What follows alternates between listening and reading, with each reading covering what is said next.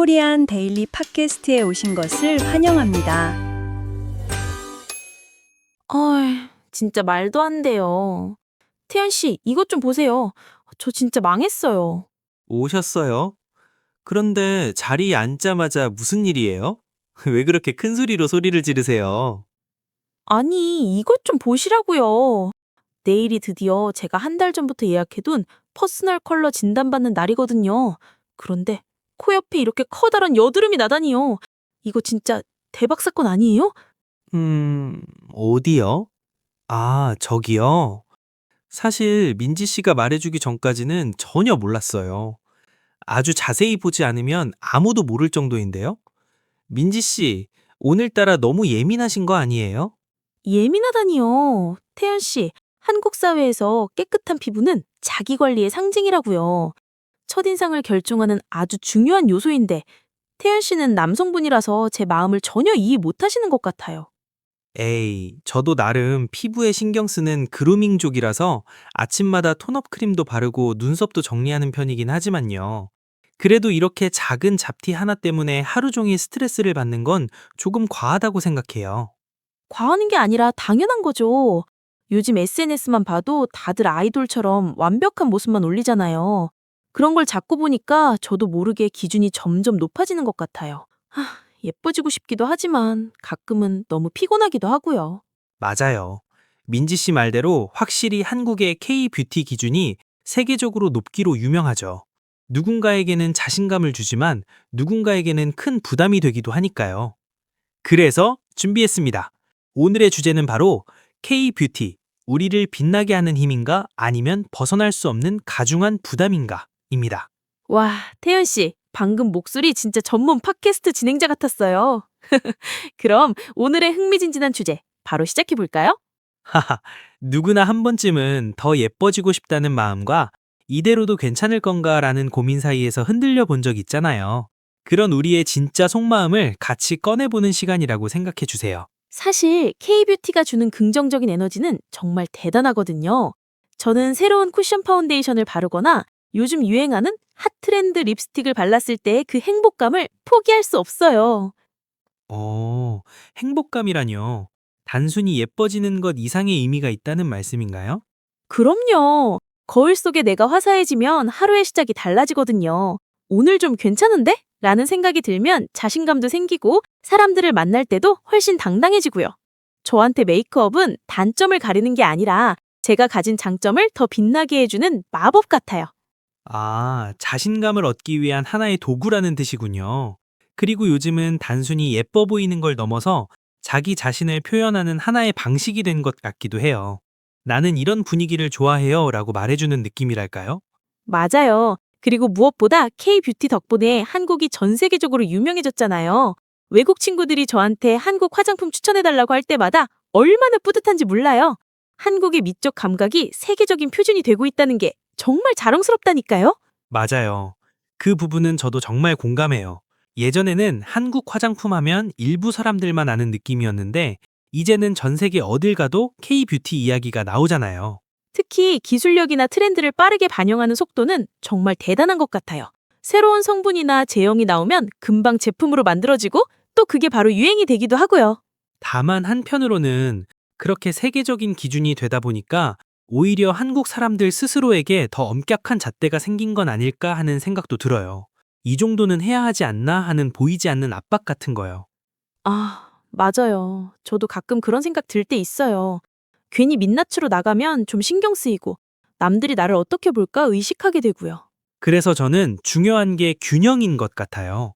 나를 기분 좋게 해주는 선에서 즐기면 분명히 좋은 도구인데 그게 의무처럼 느껴지는 순간부터는 조금 힘들어질 수 있으니까요. 맞아요. 결국 가장 중요한 건 남들이 원하는 모습이 아니라 내가 편안하고 만족하는 모습이니까요. 민지 씨. 그 부분에서 제가 잠깐 팩트 체크를 좀 해도 될까요? 민지 씨가 느끼는 자부심은 이해하지만 그 화려함 뒤에 가려진 이면도 있거든요. 네? 이면이라니요? 갑자기 분위기가 왜 이렇게 진지해져요? 사실 요즘 한국에서는 화장을 시작하는 연령이 너무 낮아지고 있어요. 조사에 따르면 요즘은 초등학교 저학년 아이들도 파우치를 가지고 다니고 입술에 틴트를 바르는 게 당연한 문화가 됐다고 하더라고요. 심지어 키즈 전용 화장품 시장이 엄청나게 성장하고 있다는 수치도 있고요. 세상에, 초등학생이요? 제가 어릴 때는 상상도 못했던 일인데. 그렇죠. 어른들이 유행시킨 완벽한 외모라는 기준이 아이들까지도 대물림되고 있는 셈이에요. 화장을 안 하면 학교에 못 가겠다라고 말하는 어린아이들이 많아진다는 건 이건 더 이상 자신감의 문제가 아니라 일종의 의무나 강박이 되어버린 게 아닐까요? 듣고 보니 좀 씁쓸하네요. 저는 제가 좋아서 하는 거라고 생각했는데 그 기준이 아직 가치관이 정립되지 않은 아이들에게까지 영향을 미치고 있다는 건 정말 심각한 문제인 것 같아요. 맞아요. 그래서 우리가 K-뷰티의 화려한 성과에 박수를 보내면서도 동시에 그 기준이 우리 사회의 가장 약한 부분에 어떤 부담을 주는지도 꼭 고민해 봐야 한다고 생각해요. 사실 한국에서는 외모를 가꾸는 게 단순히 허영심이 아니라고 생각해요. 일종의 능력으로 인정받는 분위기랄까요? 능력이라뇨. 조금 더 구체적으로 설명해 주실 수 있어요? 민지 씨가 생각하는 그 능력의 기준이 궁금하네요. 있잖아요. 예를 들어서 피부가 깨끗하고 옷차림이 깔끔한 사람을 보면 와, 저 사람은 참 부지런하다 라고 생각하게 되잖아요. 매일 아침 일찍 일어나서 운동하고 팩도 하고 자기한테 어울리는 스타일을 찾는 것도 다 엄청난 노력이 필요하거든요. 그러니까 외모가 곧 그 사람의 성실함을 증명하는 지표가 되는 셈이죠.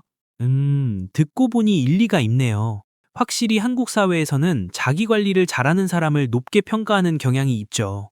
그런데 민지 씨, 반대로 생각하면 그게 너무 가혹하진 않나요?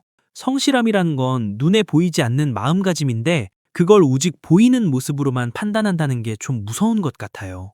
아유, 당연히 내면이 중요하죠. 저도 알아요. 하지만 처음 만나는 자리에서 그 사람의 성격이나 능력을 바로 알 순 없잖아요. 그래서 첫인상이 중요한 거고요. 특히 취업 면접 같은 것에서는 태연 씨도 취업 준비할 때 사진 찍느라 고생하지 않았어요? 말도 마세요.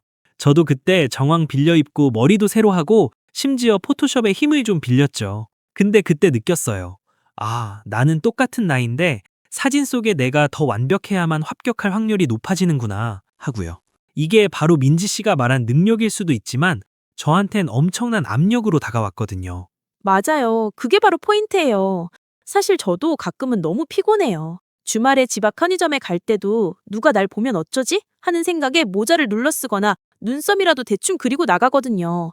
이게 내가 원해서 하는 관리인지 남들의 시선 때문에 억지로 하는 압박인지 헷갈릴 때가 많아요. 제 말이 그 말이에요. 특히 요즘은 SNS 때문에 그 기준이 더 엄격해진 것 같아요.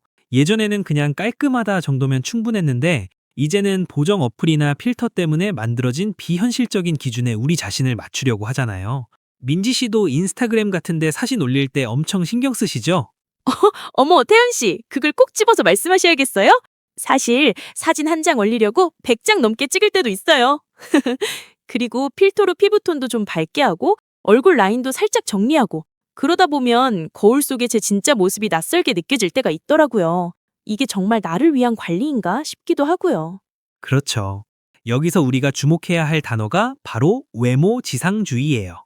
외모가 뛰어난 사람이 사회적 경제적으로 더 많은 혜택을 누린다는 믿음이죠. 이게 심해지면 외모가 권력이 되기도 하지만 동시에 그 권력을 갖지 못한 사람들에겐 소외감을 주거든요. 나는 왜 저 사람처럼 완벽하지 않을까 하고 스스로를 비난하게 만드는 거죠. 와, 태연 씨, 오늘 정말 진지하시네요. 듣다 보니 저도 반성하게 돼요.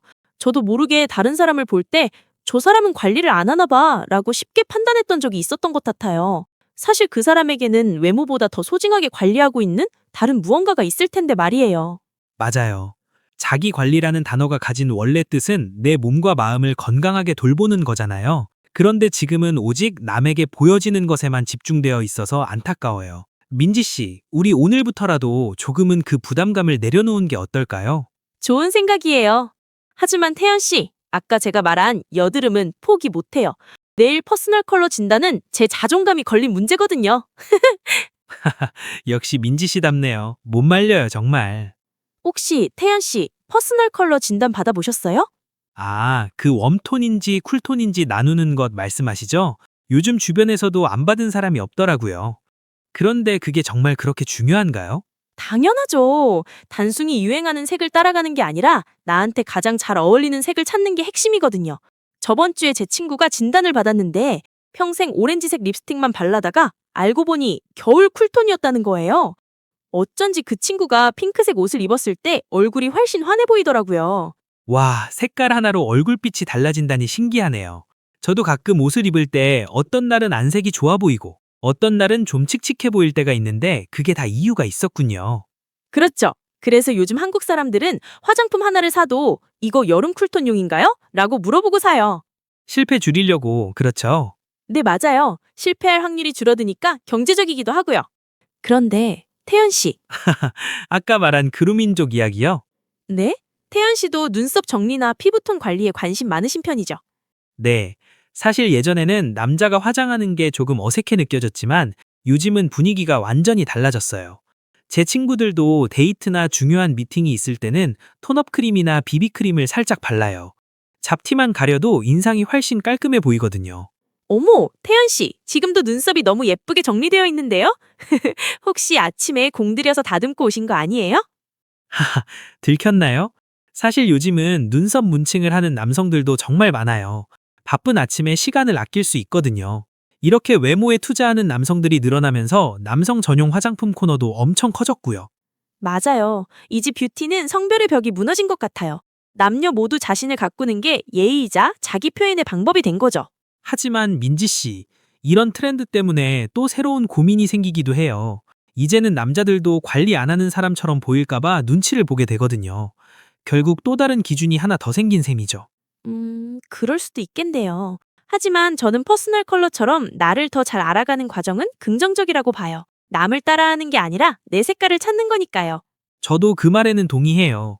하지만 우리가 매일 사용하는 SNS를 보면 가끔은 나만의 색보다는 남들에게 보여주기 위한 색에 더 집착하게 되는 것 같지 않나요? 사실 저도 그 부분은 부정할 수 없네요. 인스타그램 피드를 내리다 보면 다들 얼굴도 너무 작고 피부는 도자기처럼 매끄러운 분들 뿐이잖아요. 그런 사진들을 계속 보다 보면 제 거울 속의 진짜 모습이 갑자기 초라해 보일 때가 있더라고요. 맞아요. 그게 바로 SNS의 가장 큰 부작용 중 하나인 비교예요. 사실 그 사진들 대부분이 보정 어플이나 필터를 거친 비현실적인 모습인데도 우리 뇌는 그걸 당연한 기준으로 착각하게 되는 법이죠. 결국 외모 강박이라는 심리적 부담으로 이어지게 되고요. 제 말이 그 말이에요. 그래서 요즘 제 주변 친구들 사이에선 좀 흥미로운 변화가 생겼어요. 바로 탈코르셋이라는 움직임이에요. 혹시 들어보셨어요? 아, 탈코르셋 양요. 여성들이 사회가 강요하는 미적 기준을 거부하고 짧은 머리를 하거나 화장을 안 하는 그 운동 말씀이시죠? 네, 맞아요. 제 친한 친구 중 한 명도 얼마 전까지는 매일 아침 1시간씩 화장하던 친구였거든요. 그런데 어느 날 갑자기 나는 누구를 위해서 이렇게 매일 아침 피곤하게 사는 걸까? 라는 의문이 들었대요. 그래서 과감하게 머리를 숏컷으로 자르고 화장품을 다 정리해버렸더라고요. 와, 정말 대단한 결심이네요. 친구분이 그렇게 변하고 나서 뭐라고 하던가요? 처음에는 남들이 나를 이상하게 볼까봐 너무 무서웠대요. 어디 아프냐? 무슨 일 있냐? 라는 말을 들을까봐 걱정했는데 막상 화장을 지우고 나니까 아침 시간이 너무 여유로워지고 피부도 숨을 쉬는 것 같아서 정말 행복하대요.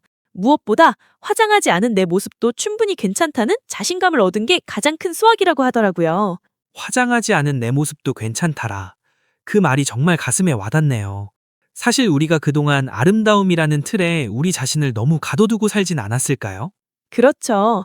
결국 탈코르셋이라는 건 단순히 화장을 안 하는 게 문제가 아니라 타인의 시선에서 자유로워지자는 본질적인 메시지인 것 같아요. 물론 저는 여전히 화장하는 걸 즐기지만 예전처럼 의무감 때문에 하진 않으려고 노력 중이에요. 오늘은 좀 쉬고 싶으면 당당하게 안경 쓰고 나가는 거죠. 오, 민지 씨 멋진데요? 맞아요. 화장을 하든 안 하든 그 선택의 주체가 남이 아니라 나 자신이 되어야 한다는 게 핵심이죠. 내가 즐거워서 하는 관리는 능력이 될 수 있지만 남에게 보여주기 위해 억지로 하는 관리는 결국 독이 될 뿐이니까요. 태연 씨랑 이야기하다 보니까 마음이 한결 가벼워졌어요. SNS 속의 화려한 모습들에 너무 흔들릴 필요가 없다는 걸 다시 한번 깨달았거든요. 저도 이제 사진 올릴 때 필터 좀 덜 써야겠어요. 저도 민지 씨의 있는 그대로의 모습이 훨씬 보기 좋다고 생각해요. 자, 그럼 이렇게 뜨거웠던 토론을 마무리하면서 우리가 어떻게 하면 진정한 아름다움을 찾을 수 있을지 마지막 정리를 해볼까요? 민지 씨와 오늘 K-뷰티에 대해 정말 긴 시간 동안 이야기를 나눴네요. 자기 관리라는 이름의 능력부터 SNS가 주는 압박과 그리고 탈코르셋이라는 변화까지 참 많은 생각이 드는 시간이었어요. 제 말이요. 처음에는 그냥 제 코 옆에 난 여드름 때문에 투덜거리면서 시작했는데 이야기하다 보니까 이게 단순한 외모 문제가 아니라는 걸 깨달았어요. 결국 우리 사회가 만든 기준과 나 자신의 만족 사이에서 균형을 찾는 게 정말 중요하겠더라고요. 맞아요. 사실 아름다움의 정답이 어디 있겠어요. 화장을 화려하게 해서 기분이 좋아진다면 그것도 정답이고, 화장을 지우고 편안함을 얻는다면 그것도 정답이죠. 다만 가장 중요한 건 겉모습이 어떠하던 나 자신을 소중히 여기는 마음, 즉 자존감을 잃지 않는 것이라고 생각해요. 자생감. 정말 공감되는 말이에요. 남들이 세운 기준에 나를 억지로 끼워 맞추기보다는 나만의 색깔과 가치를 먼저 사랑해주는 게 진정한 자기관리의 시작이 아닐까 싶네요. 역시 민지 씨, 오늘 토론을 통해서 한 단계 더 성장하신 것 같은데요. 이제 내일 있을 퍼스널 컬러 진단도 조금은 가벼운 마음으로 다녀오실 수 있을겠네요. 당연하죠. 태연 씨 말대로 제 존재 자체를 사랑하기로 했거든요. 하지만 그렇다고 해서 쇼핑을 멈추겠다는 뜻은 아니에요. 네? 방금 자존감이 중요하다고 하셨잖아요. 태연 씨, 자존감은 자존감이고 장비는 장비죠. 저 사실 아까 이야기하다 보니까 갑자기 새로운 메이크업 브러쉬 세트가 사고 싶어졌거든요. 내면의 아름다움도 중요하지만 그걸 더 예쁘게 표현해줄 도구도 포기할 수 없잖아요. 정신적인 만족만큼 시각적인 즐거움도 저에겐 소중하니까요. 역시 민지 씨답네요. 못 말려요, 정말.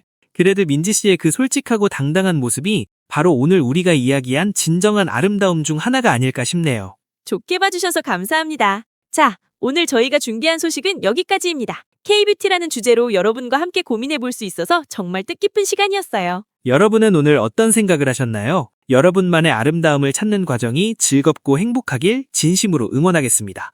지금까지 코리안 데일리 팟캐스트였습니다. 저희는 다음 시간에 더 재미있고 유익한 주제로 돌아올게요. 여러분 모두 자신을 사랑하는 행복한 하루 보내세요. 다음에 또 만나요. 안녕.